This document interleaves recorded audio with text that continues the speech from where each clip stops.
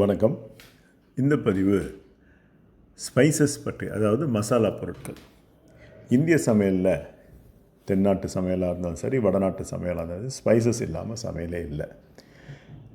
பல நாடுகளில் நம்ம இந்தியர்கள் போய் இருக்கிறதுனாலையும், பல நாடுகளில் இந்த ஆசியா கண்டத்தை சேர்ந்தவங்க இருக்கிறதுனாலையும் நம்முடைய மசாலா பொருட்களுக்கு எப்பவுமே ஒரு நல்ல கிராக்கி எல்லா நாடுகள்லேயும் உண்டு. குறிப்பாக யூஎஸ், கனடா, யூரோப், ஜப்பான், இந்த மாதிரி நாடுகள்லாம் நல்ல ஒரு இம்ப்ரெசிவ் எக்ஸ்போர்ட்டாக தான் இருந்திருக்கு.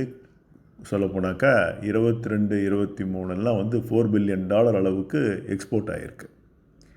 இது 2027 $10 பில்லியன் ஆகும் அப்படின்னு எதிர்பார்க்குறோம். ஆனால் இப்போது சமீபத்தில் ஒரு பிரச்சனை ஒன்று என்ன வந்ததுன்னா, எத்திலின் ஆக்சைடு வந்து நம்முடைய மசாலா பொருட்கள் அதிகமாக இருக்குது அப்படின்னு வெளிநாடுகளில் கண்டுபிடிச்சிருக்காங்க. குறிப்பாக ஹாங்காங், யூஎஸ், இந்த மாதிரி நாடுகள்லாம் வந்து இந்த எத்திலின் ஆக்சைடு அதிகமாக இருக்கிறதுனால நம்முடைய பொருட்கள் வந்து ரீகால் பண்ண சொல்லி ஒரு பிரச்சனை வந்திருக்கு. இதனால் நம்முடைய குவாலிட்டியை பற்றி ஒரு சந்தேகம் சில நாடுகளில் வந்திருக்கு. இதை நம்ம ரொம்ப கவனமாக எடுத்துகிட்டு ஒர்க் பண்ணோன்னா பெரிய லெவலில் இதை கொண்டு போக முடியும். அதே நேரத்தில் இந்த குவாலிட்டி இஷ்யூஸ் இல்லாத நாடுகளும் உண்டு. ஹாங்காங், யூஎஸ்லாம் இந்த மாதிரி பிரச்சனை இருக்குன்னா, மற்ற நாடுகளில் இதை பற்றி யாரும் இது வரைக்கும் சொல்லலை. அதாவது அந்த நாடுகளில் இதெல்லாம் வந்து அக்செப்ட் ஆகிருக்கு. என்னதான் இருந்தாலும் இந்த மாதிரி வந்து நம்ம வந்து குவாலிட்டி இஷ்யூஸ் அட்ரஸ் பண்ணோன்னா இந்த மசாலா பொருட்களுக்கு மிகப்பெரிய டிமாண்ட் இருக்குது. இப்போ இண்டஸ்ட்ரியில் இருக்கவங்களாம் நிறைய பேர் இந்த மாதிரி இதை முன்னோக்கி வச்சு குவாலிட்டி இஷ்யூஸ் எல்லாம் பார்த்துட்டு தான் ஒர்க் பண்ணிட்டு தான் இருக்காங்க.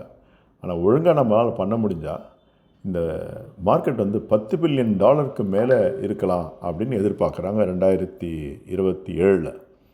அதனால் நம்முடைய நோக்கம் வந்து நல்ல குவாலிட்டியாக கொடுக்கணும், குறித்த நேரத்தில் கொடுக்கணும்.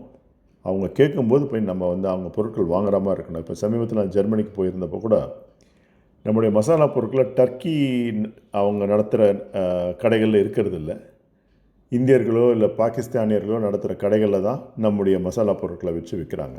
அப்படி இல்லாமல் இன்னும் கொஞ்சம் நம்மளால் பல இடங்களில், பல மார்க்கெட்டில் நம்மளால் கொண்டு போய் வைக்க முடியணும். செஞ்சோன்னா மிகப்பெரிய ஒரு மார்க்கெட்டை நம்மளால் சந்தைப்படுத்த முடியும். தேங்க்யூ.